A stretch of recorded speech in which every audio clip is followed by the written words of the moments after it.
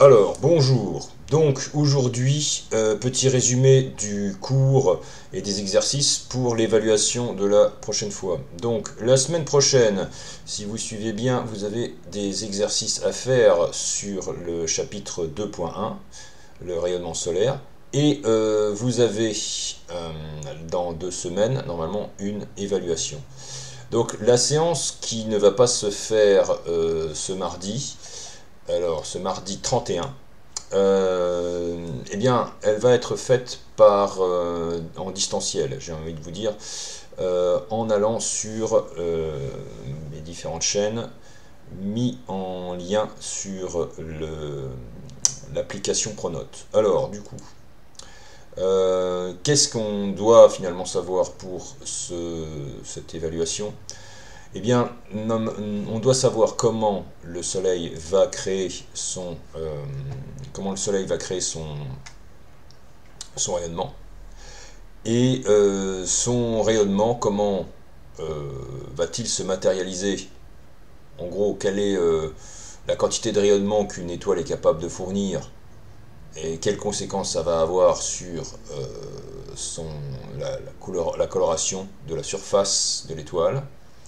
Et enfin, les différents moments de la journée sur Terre où on va voir plus ou moins de rayonnement.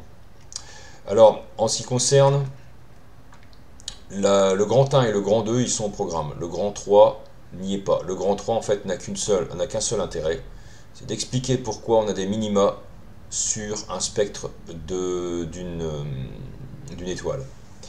Alors déjà, le bilan énergétique du Soleil, ou d'une étoile, d'ailleurs les deux fonctionnent puisque le principe est le même. Vous avez dans une étoile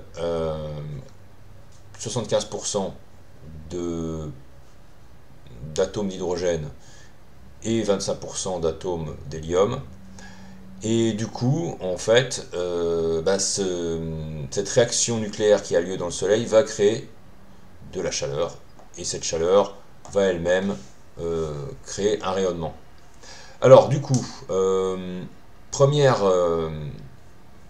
questionnement qu'on peut avoir, mais d'où vient cette énergie qui permet de chauffer cette boule de gaz qui est le Soleil? Eh bien, en fait, on doit d'abord aborder le problème sous l'angle d'Albert Einstein, c'est-à-dire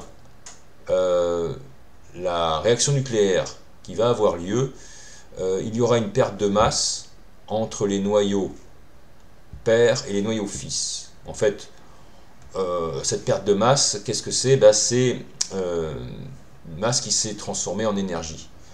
Y a-t-il une relation qui mette un lien entre la variation de masse entre l'état initial et final et la création d'énergie? Eh bien oui, c'est cette relation d'Albert Einstein qui est plus souvent connue sur E égale mc carré. Alors ici, on a en fait un delta qui indique finalement qu'on prend en compte l'état initial et l'état final. C'est pour ça qu'on indique une différence. Alors, quelle est cette réaction nucléaire? Il y a beaucoup de réactions nucléaires qui vont se produire au cours de la vie d'une étoile, mais la principale réaction nucléaire, c'est celle qui a lieu avec les éléments chimiques majoritaires. Donc l'élément chimique le plus présent dans l'étoile, c'est évidemment l'hydrogène. Et à ce niveau de pression et de température, les électrons sont hors jeu. C'est-à-dire qu'en fait, cette réaction, justement, ne met en évidence que les noyaux. Donc les noyaux ici, qu'on va donc utiliser comme noyaux fils, non, plutôt les noyaux que l'on va utiliser, qui sont donc les noyaux pairs, eh bien, c'est des noyaux de protons. Alors, le noyau de proton est ici représenté. Le noyau de proton, c'est en fait un nucléon, et ce nucléon, c'est un proton. Alors, du coup, ces pressions et ces températures étant colossales, les protons vont donc se rapprocher les uns des autres, et nous allons avoir création d'un nouvel élément chimique, donc d'un nouveau noyau, qui est en fait le noyau d'hélium. Donc le noyau d'hélium, ici, est créé. Et certaines particules sont aussi créées parce que, évidemment, il n'y a pas de création de perte de charge, puisque nous avions 4 protons, nous avions 4 charges positives. On se retrouve donc avec un noyau d'hélium, qui est le noyau fils, qui a que 2 charges positives. Donc il existe 2 positrons qui sont créés du fait de cette réaction nucléaire. De façon anecdotique, on peut aussi citer qu'il existe 2 autres particules qui s'appellent des neutrinos. Alors ces neutrinos, ils sont représentés ici et là. En fait, on va voir plus tard dans un exercice que ces neutrinos, on pouvait les négliger. Mais néanmoins, si on veut être exhaustif, eh bien, on peut les mettre. Alors ici, comment est-ce qu'on détermine finalement, comment est-ce qu'on rend ce bilan parfait? Eh bien, en indiquant justement cette création d'énergie du fait d'une perte de masse entre les noyaux pairs et les noyaux fils, ou entre les réactifs, bien que ce terme ne soit pas approprié, et les produits. Ou, plus approprié, l'état initial, et là l'état final. Donc l'état final, le tout est plus léger, mais il y a eu création d'énergie.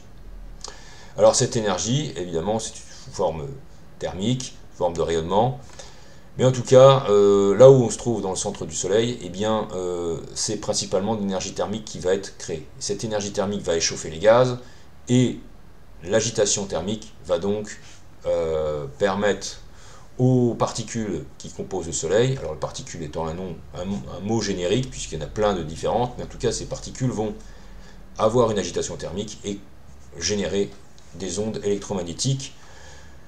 Et c'est cela qu'on va étudier dans la suite, dans le grand 2.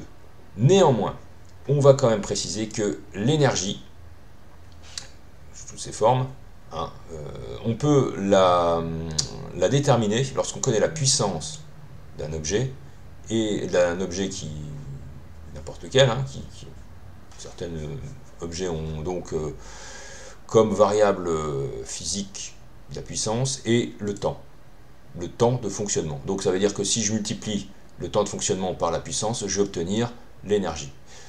Alors en tout cas, la variation d'énergie entre l'état initial et l'état final. Donc ce que je vais faire, c'est que pour trouver la valeur de l'énergie, je vais prendre l'état final et je vais lui soustraire l'énergie qui était déjà présente à l'état initial, ce qui est représenté ici avec les 2 soustractions. D'où soustraction, on dit différence, d'où le delta majuscule, delta comme différence. Maintenant, donc ici, il y a plusieurs, effectivement, il y a plusieurs unités dans lesquelles on peut exprimer l'énergie. On se contentera évidemment d'utiliser le joule. Alors ok, donc on a effectivement une agitation thermique. Cette agitation thermique, pour reprendre la vidéo très bien faite de ScienceClick, qui expliquait justement que l'agitation thermique était en gros responsable de la création d'ondes électromagnétiques, eh bien plus l'agitation thermique est élevée, plus les ondes électromagnétiques seront énergétiques et de longueur d'onde courte. Donc là ici la fréquence, on va remettre l'animation, la fréquence très élevée ici va créer des ondes électromagnétiques de grande énergie et de longueur d'onde assez courte. Alors du coup, nous allons reprendre ici. Ici, en fait, contrairement à la vidéo de ScienceClick, on a mis un damier de plusieurs particules, et donc ce qui était intéressant de montrer, c'est que toutes les particules ne vibrent pas à la même fréquence. En fait, c'est une répartition qui est aléatoire, et bien souvent, on va devoir créer une valeur statistique pour cette répartition aléatoire de vibrations. Donc là, ici, vous avez un morceau de métal qui est très chaud, un morceau de métal qui est plus froid, et donc vous avez une répartition, et en majorité, il y en a certaines qui ont une vibration plus commune que d'autres. Donc ici, plus le matériau est chaud, et plus on constate que, en fait, le rayonnement dû à l'agitation thermique possède une fréquence élevée. Qui dit fréquence élevée dit en fait que la longueur d'onde qui va être générée par ce matériau est faible. Donc la taille de l'onde va être faible. Alors du coup, cette observation, on va dire, d'un point de vue microscopique, on l'étend à un niveau macroscopique. Et à un niveau macroscopique, Comme on a cette répartition aléatoire d'états vibratoires de toute la matière, ça ne va pas donner une radiation spécifiquement émise par la matière. Ça va être une distribution sur plusieurs valeurs de longueur d'onde. Les radiations vont être étalées effectivement, comme on peut le voir, sur ce graphique qui représente en fait l'énergie en fonction de la longueur d'onde. Alors là ici, ce qui est intéressant, c'est qu'on voit qu'en fonction de la température, la distribution de l'énergie en fonction de la longueur d'onde n'est pas la même. Et c'est ça qu'avait observé Wien lorsqu'il avait de façon empirique déterminé sa loi. Et il avait effectivement constaté que le maximum de la courbe se déplaçait en fonction de la température.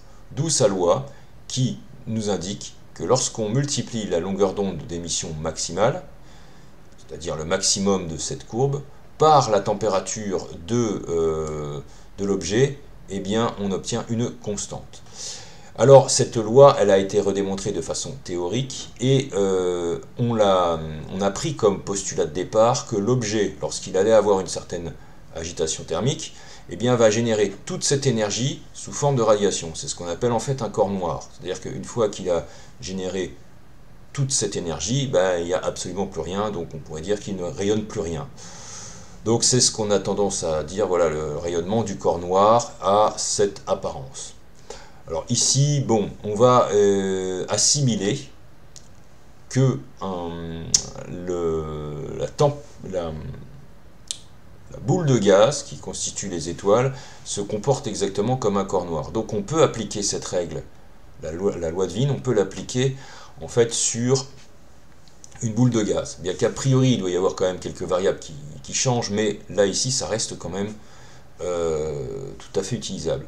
Et donc, on constate que certaines étoiles qui ont des températures de surface très élevées vont avoir un spectre donc, qui va s'enrichir en couleur violette, et finalement, les étoiles qui vont avoir une température de surface assez basse, eh bien, n'auront pas ces couleurs violettes. En fait, ça représente un peu ce que l'on observe ici à des températures qui ne sont pas celles qu'on propose ici, mais on voit bien que plus la température augmente, plus la courbe, effectivement, voit sa taille augmenter. Donc, bien entendu, l'étoile va être plus brillante, plus lumineuse, mais le problème, c'est que là aussi, on constate que le maximum d'émission se déplace vers les couleurs violettes.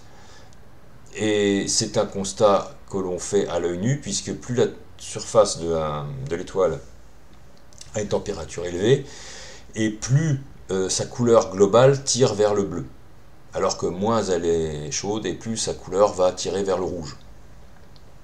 Alors la dernière partie, ici, finalement, elle ne vous servira pas pour l'évaluation, puisqu'elle sera principalement... elle a été, sa seule raison d'être est en fait d'expliquer les minima que l'on peut voir sur un spectre d'une étoile. Alors là, ici, on a donné à peu près la même représentation, c'est-à-dire une énergie lumineuse en fonction de la longueur d'onde de la radiation, et on constate des minima qui apparaissent dans cette courbe. Ces minima, en fait, sont dus à une absorption, à un spectre. En fait, les éléments chimiques qui composent l'atmosphère de l'étoile vont absorber spécifiquement certaines radiations. Et les éléments chimiques qui sont présents majoritairement dans l'étoile, effectivement, vont absorber ces longueurs d'onde. Donc là, ici, ne pas prendre en compte justement ces petits minima, ils sont là parce qu'une étoile a une atmosphère. Alors ici, donc l'exercice qui était en en-tête du chapitre va donc résumer les quelques notions importantes qui sont vues dans le cours, à savoir déterminer la longueur d'onde d'émission maximale en prenant en compte l'échelle des abscisses du graphique. Donc là, ici, on devait retrouver 430 nanomètres. À l'aide de cette valeur, eh bien, déterminer de façon théorique la température de la surface d'une étoile, en partant du principe que cette étoile sera comme un corps noir. suivant, après, expliquer les minima de ces de cette courbe. Donc là, ici, je demandais explicitement de me dire, mais pourquoi y a-t-il ce genre de déformation par rapport à la courbe qui aurait pu être lissée? Eh bien, c'est dû aux éléments chimiques présents dans l'atmosphère de l'étoile. Et enfin, redonner cette équation très importante qui nous permet de, disons, d'expliquer pourquoi l'étoile est-elle en train de chauffer. Alors, justement, premier groupe d'exercices que j'ai traité avec vous, c'était cet exercice-là sur le rayonnement. Alors, nous avons donc pratiquement tout fait, mais je rappelle quand même pour certains d'entre vous quel était l'objectif du rayonnement. Alors, je vais prendre le corrigé justement de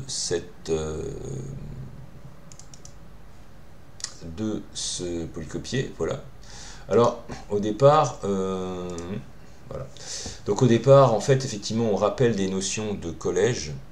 Les notions de collège qui étaient que la Terre tournait autour du Soleil et que la Terre tournait sur elle-même, mais son axe de rotation n'était pas parallèle à l'axe de rotation de la Terre autour du Soleil. Et ça, justement, ça va engendrer le phénomène de saison. Alors, phénomène d'alternance jour-nuit, c'est la Terre qui tourne autour.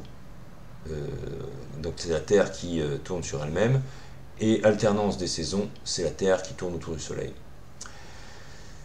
Dans ce document, en fait, on expliquait aussi une notion importante, c'est que l'éclairement ne va pas forcément sur Terre, comme la Terre tourne sur elle-même, eh bien, il va y avoir un éclairement qui va être variable, évidemment, puisque la Terre tournant, on ne va pas toujours avoir le même éclairement au cours de la journée. Alors, qu'est-ce que c'est que cette notion d'éclairement?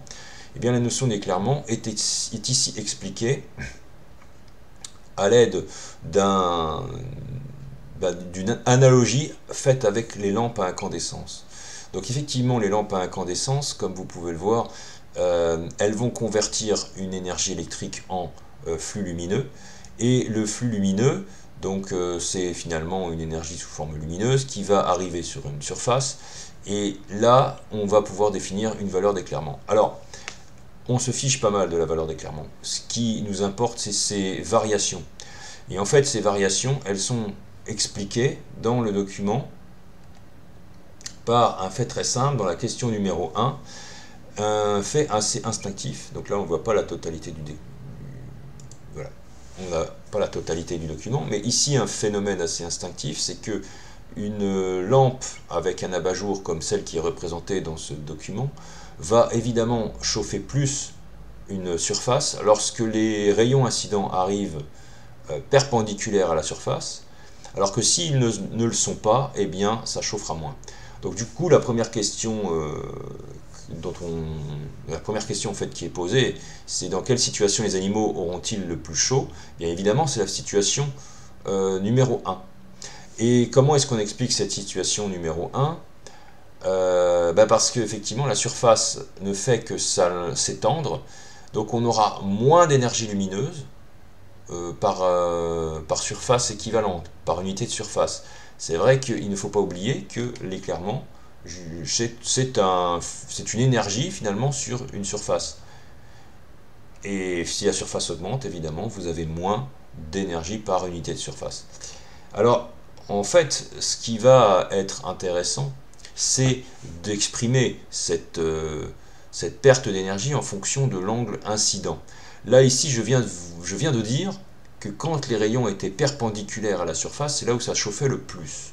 C'est vrai que ça semble assez instinctif de le voir, et c'était parfaitement expliqué dans la vidéo de ScienceClick, notamment sur la fin, où il était expliqué qu'en gros, le rayonnement, lorsqu'il arrivait sur une planète, eh bien, quand l'angle était parfaitement perpendiculaire, c'était, par rapport à la surface, hein, bien sûr, c'était la position idéale, en fait. C'était le moment optimal de la journée Alors reprenons ceci. C'était vraiment le moment optimal de la journée. Donc ici, on a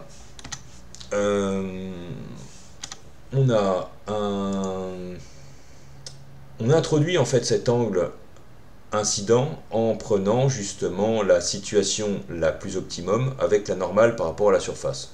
Ce phénomène, cette normale a déjà été vue lorsque vous aviez traité les phénomènes de diffraction, de réfraction. Non, oui, les phénomènes de réfraction, vous avez déjà vu la normale à la surface.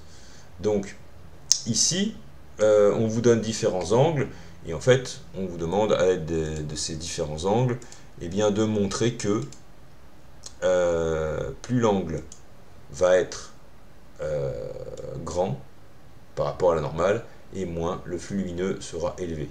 Donc cette notion qui était instinctive vue dans la situation numéro 2, elle est, disons, mathématisée à l'aide de cette définition de l'éclairement, qui, je le rappelle, n'est pas du tout au programme, elle n'est pas demandée.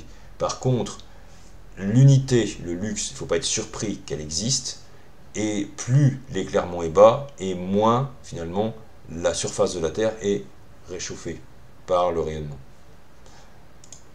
Donc ça, effectivement, c'est une chose qu'il fallait voir. Alors, du coup, bah oui, lorsque le soleil est au zénith, les rayons arrivent avec l'angle le plus faible de la journée, et à ce moment-là, ben, vous allez avoir le soleil qui va chauffer le plus la surface. Il va chauffer le plus, alors ne me dites pas que c'est pas le moment de la journée où il fait le plus chaud, ça n'a pas, enfin ça a un rapport, mais en gros, c'est à ce moment, c'est à midi, que les rayons sont perpendiculaires à la surface de la planète, et donc c'est là que la Terre va pouvoir de façon optimale capter l'énergie du soleil, le rayonnement du soleil. Alors évidemment en SVT vous allez voir d'autres notions qui vont nuancer tout ça, mais nous ici on est juste sur des considérations géométriques. Une fois que l'on a compris ça, donc il y a cette alternance de jour et de nuit, ce qui permet finalement à la planète de chauffer 12 heures et refroidir 12 heures. Et bien maintenant, que se passe-t-il au niveau des saisons? Et bien comme les deux justement, comme les deux axes de rotation ne sont pas parallèles, et bien c'est un peu ce qui a été vu finalement au collège. Si l'axe de rotation de la Terre sur elle-même avait été dans la même direction que l'axe de rotation de la Terre autour du Soleil, eh bien il n'y aurait pas eu de saison. Et oui, parce que dans la situation, on rappelle la situation 2 et 4, en fait aurait été la même, sauf que là c'est pas du tout le cas.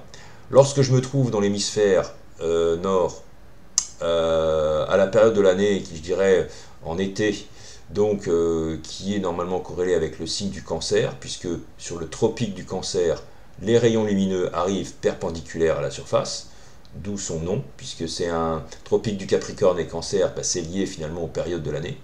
Là, en fait, donc la position numéro 2, nous sommes en été dans l'hémisphère nord, et donc c'est l'hiver pour l'hémisphère sud.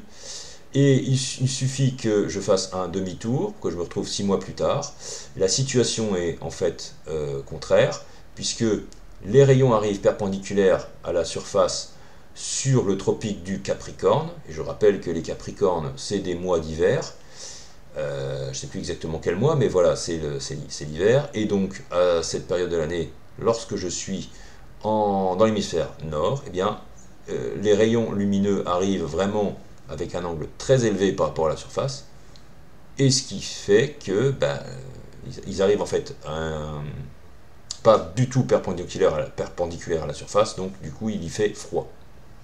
Voilà, alors c'est expliqué évidemment dans la question, dans la réponse 5.2, hein, d'après le document numéro 2, lorsque la Terre est en position numéro 2, le rayonnement arrivant sur l'hémisphère nord forme un angle plus faible, et du coup on reçoit là un maximum de lumière, c'est l'été, mais si on regarde ce qui se passe sur l'hémisphère sud, c'est le contraire. Donc après on pourra parler de la position numéro 4 pour encore affiner le raisonnement.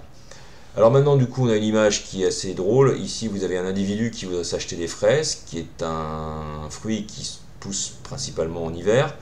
Et ces fraises n'ont pas pu pousser dans l'hémisphère nord, puisque eh bien, c'est un rayonnement trop faible pour que les plantes de ce type puissent pousser. Et c'est pour ça que la deuxième personne dit, ah, mais attention, ces fraises doivent avoir un bilan carbone très élevé. Alors, bilan carbone, pourquoi? Parce qu'en effet, soit les fraises ont changé d'hémisphère, elles ont dû être transportées par avion. Et oui, parce que les fraises, justement, je n'ai pas pris n'importe quel fruit, ces fraises vont très vite pourrir, donc il faut qu'elles soient transportées très vite. Donc un transport qui va être coûteux en énergie. Et notre hypothèse, c'est qu'on aurait pu utiliser des lampes pour remplacer la lumière du soleil, mais là aussi, eh bien, toute énergie électrique, une partie d'entre elles vient du charbon, donc elle a aussi un bilan carbone qui ne sera pas très bon. Voilà, donc ça c'était les premiers exercices qui indiquaient que le rayonnement n'arrivait pas forcément sur Terre de la même façon. Nous allons maintenant passer à la deuxième partie des exercices. Donc la deuxième partie des exercices, là je dirais c'est des exercices plus théoriques et plus calculatoires qui prennent finalement en compte, qui vont surtout faire référence au premier chapitre, au grand 1 du cours. Donc pour voir ça, nous allons avoir des exercices que je vais mettre sur Pronote, qui sont en fait des exercices, je dirais, ressemblant au polycopier que je vais vous distribuer. Donc là, ici, le polycopier étant le suivant, les exercices 1, 2, 3, 7, 8 sont donc à faire. Mais je ne vais pas, évidemment, donner la correction ici de ces exercices, puisque c'est des exercices que je vais évaluer. Et du coup, ce que j'ai fait, c'est que j'ai fait mes propres exercices. Alors, la première partie des exercices 1, 2 et 3 demande à faire référence au grand 1 donc du cours, et notamment sur cette équivalence masse-énergie, et donc fait référence aussi à la maîtrise de la relation d'Einstein. Alors ici, on vous parle toujours du même phénomène, c'est-à-dire qu'on a création d'énergie dans une étoile à cause des protons qui vont fusionner pour devenir de l'hélium, et on vous demande de justifier que le fait que cette réaction-là, c'est bien une réaction de fusion.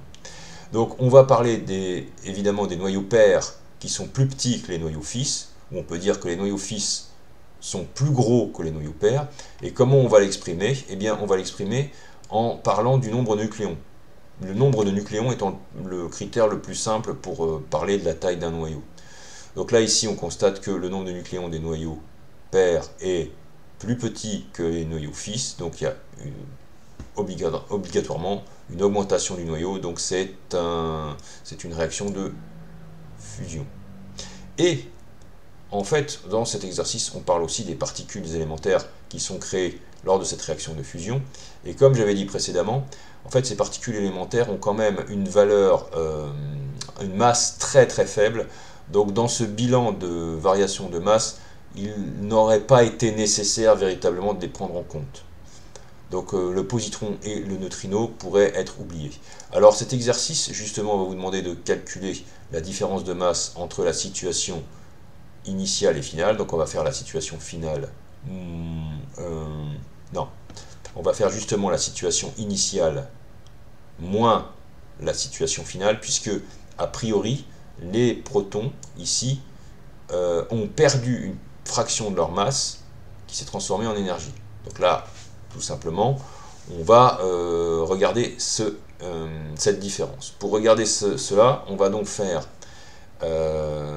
les 4 protons, donc on va prendre 4 fois la masse du proton, et on va lui soustraire la masse d'un noyau d'hélium et 2 positrons et 2 neutrinos.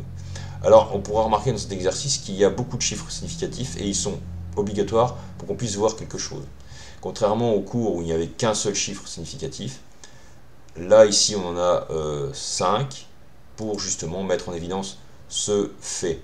Donc là, ce qui s'est passé, c'est qu'effectivement, on a fait la différence, d'où le delta M. Alors, c'est évidemment l'initial moins le final. Ça peut sembler surprenant, et effectivement, c'est le cas, mais on veut avoir des valeurs positives. Dans d'autres circonstances, on aurait pu faire l'inverse, on aurait eu une valeur négative, une masse négative, ça aurait été très surprenant. Donc là, ici, on préfère justement avoir une masse positive. Donc on s'arrange, j'ai envie de vous dire, pour que la masse le soit, et on savait d'avance, compte tenu du cours, que c'était les déficits. Là, ici, on constate qu'on a effectivement une différence de masse, que cette différence de masse, en fait, apparaîtrait si on avait pris si on était à 3 chiffres significatifs. Donc là, ici, le 4 est au niveau du 7, hein, au final. Et du coup, on peut maintenant savoir quelle est la variation d'énergie entre l'instant initial et l'instant final. Donc, ce qu'on va faire, c'est qu'on va prendre cette variation de masse, et donc, on a création de cette valeur d'énergie en joules, à l'aide de la relation d'Einstein.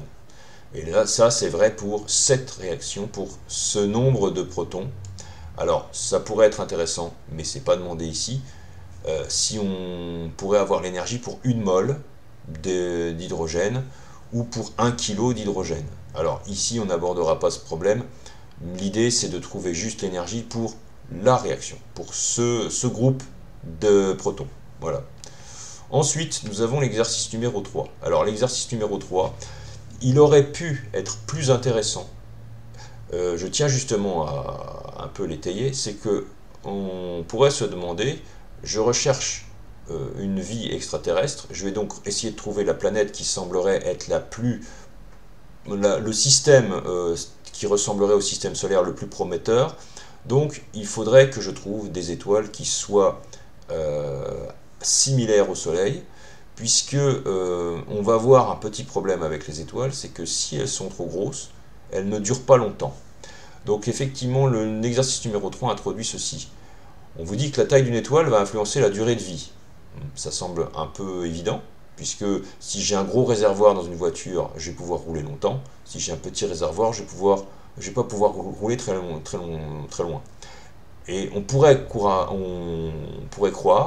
mais la durée de vie, mais couramment, contrairement à l'idée reçue, que plus l'étoile est volumineuse et plus sa durée de vie est élevée, la réalité est tout autre. En effet, plus l'étoile est volumineuse et plus, en fait, elle va consommer son carburant principal, qui est en fait le proton, mais entre guillemets l'hydrogène, et du coup, elle va s'arrêter très rapidement. Alors on va partir du principe que l'étoile va brûler tout son hydrogène avant de mourir, et c'est le cas de l'exercice, puisque dans cet exercice, on a la masse de l'étoile.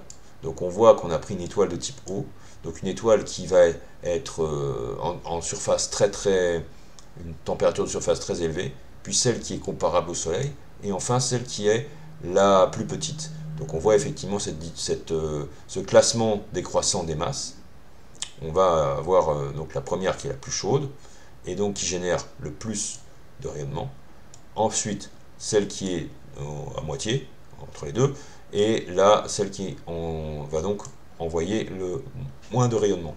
Alors là, on a la valeur de la vitesse de la lumière qui a été prise qu'à 2 chiffres significatifs, qui est plus utile de faire comme l'exercice précédent, puisque là, c'est juste des ordres de grandeur. Alors, première question, déterminer pour chaque type d'étoile la masse perdue par celle-ci par seconde. En fait, c'est tout simple, déjà dans un premier temps, puisque c'est une puissance, en fait, c'est une énergie rayonnée par seconde. Donc c'est déjà par seconde. C'est-à-dire qu'on peut déjà se dire, très bien, l'énergie pour la type O, c'est simplement la valeur. Voilà. Pour la type F, c'est la valeur ici, et puis pour la type E, c'est cette valeur-là. Maintenant qu'on a ces valeurs, en fait, on a finalement la variation de masse en 1 seconde. Donc on va avoir la variation d'énergie en 1 seconde. Et pour ça, on peut très bien utiliser la formule d'Albert Einstein, c'est-à-dire delta E est égal à delta M fois C carré. Donc là, c'est ce qu'on fait. Et on a finalement obtenu la perte de masse d'une étoile par seconde. Et c'est le cas pour les 3 étoiles ici. Maintenant, quand on a cette perte de masse par seconde, on peut se dire, ben, d'accord, l'étoile perd une certaine masse par seconde, combien de temps ce phénomène va-t-il durer? Donc on prend la masse de l'étoile, on va la diviser par justement cette perte de masse par seconde, et on va obtenir évidemment un résultat en secondes, et ce résultat en secondes va nous permettre de nous situer de comprendre la durée de vie d'une étoile. En fait, la type O va consommer beaucoup de carburant, va durer très peu de temps, 6 millions d'années, ce qui n'est même pas le temps nécessaire pour l'émergence de la vie. Donc vous auriez un système type système solaire avec une étoile de type O, la planète tellurique qui pourrait héberger la vie pourrait le faire, mais ça sera tellement court qu'elle va se retrouver finalement ben, dans l'impossibilité de créer la vie sans qu'il y ait de rayonnement ou qui sera complètement balayé par le phénomène de supernova qui va suivre après la mort d'une étoile. Ensuite, la type F, eh bien, elle, on constate qu'elle a un âge assez avancé, ce qui permettra en gros l'émergence de la vie. Et la type M, alors elle génère peu de lumière, certes, et elle dure très longtemps, elle a vraiment une durée de vie très élevée. Est-ce que ce sont des étoiles qui seront propices à l'émergence de la vie? En fait, paradoxalement, même si leur durée est longue, non, parce que la variation de rayonnement sera telle que, comme la planète tellurique va devoir être très proche pour recevoir suffisamment de rayonnement pour pouvoir avoir de l'eau liquide, eh bien, se rapprochant tellement de cette planète, la variation entre le jour et la nuit sera tellement élevée que, en fait, ça ne marchera pas. Donc, c'est pour ça que les physiciens, les astrophysiciens vont chercher principalement des systèmes comportant des planètes telluriques dont les étoiles sont des étoiles de type F. Donc c'est pour ça que cet exercice, il est dommage que le programme n'aille pas plus loin, mais ça c'est pas demandé, mais effectivement c'est ça la raison principale de cette comparaison de couleurs d'étoiles, de classement d'étoiles, et l'explication, à moitié l'explication, on a la moitié de l'explication, pourquoi ça sert à rien d'aller voir pour les étoiles de type O. Alors enfin, donc on a effectivement vu cette application. Maintenant, ça c'est un individu qui a un peu fait n'importe quoi, puisque l'élève a préparé une étude d'astronomie, mais malheureusement il a mélangé le document. Ici il a pu trouver les températures, mais il les a mélangées. Donc en fait elles ne sont pas dans l'ordre. La première c'est pas le soleil, évidemment. Donc comment on fait pour savoir finalement si le soleil c'est bien un maximum d'émissions? Si le maximum d'émissions est bien dans le bleu, on a la température, et ce qu'on va faire, c'est qu'on va utiliser la loi de Wien. Donc grâce à la loi de Wien, on vous demande de calculer la longueur d'onde d'un maximum d'émissions. Alors attendez, je vais faire ça, voilà. Donc comme ça on a toute la question. Donc grâce à la loi de Wien, calculer la longueur d'onde d'un maximum d'émissions de chacune des 4 étoiles. Donc là, assez simplement, on va utiliser la loi de Wien, qui n'est pas à savoir, évidemment la constante est donnée. Ce qu'il faut savoir faire, c'est la mettre en fonction de ce qu'on veut obtenir, c'est-à-dire soit la température en fonction de lambda max, soit lambda max en fonction de la température. Ce qui est ici le cas, lambda max en fonction de la température. Alors ici, donc on est bien content, on a cette formule, on va utiliser cette formule comme si on utilisait un tableur, voilà, on va calculer, et on s'aperçoit qu'en fait, lambda 1, c'est la température la plus basse, c'est lambda max qui se trouve dans l'infrarouge, et donc, il semblerait logique que, puisque l'étoile qui a donc la coloration rougeâtre, rouge ici, c'est Bételgeuse, puisqu'elle est l'étoile qui a une couleur la plus faible. Donc ça doit probablement être une étoile de type M. En plus, donc voilà, maintenant, on va regarder lambda 2, oulala, donc c'est très très chaud. Donc du coup, on a plutôt un rayonnement dans l'UV, ce qui veut dire que, concrètement, c'est le maximum d'émission qui va se trouver dans le violet, effectivement, dans le violet, puisque au-delà de 400 nanomètres, c'est effectivement le violet, hein, puisque dans mon calcul, ce que j'ai fait, c'est que j'ai été un peu contraint de remettre en nanomètres pour situer comme on est censé faire. Et du coup, bah bon, c'est celle-ci, hein, c'est Sirius. Et puis enfin, donc là, ici, on se retrouve avec lambda 3, donc la température, finalement, elle est proche de celle de la surface du Soleil, et ça ne m'étonnerait pas que ça soit le Soleil, et c'est effectivement le cas, puisque quand on fait le calcul, on obtient lambda max égale à 477, donc à quasiment 500 nanomètres, et 500 nanomètres, eh bien, c'est du bleu. Du coup, le maximum d'émission étant du bleu, c'est le Soleil, voilà. Et enfin, donc la dernière, qui est lambda 4, eh bien, on est sur une longueur d'onde qui est dans le rouge.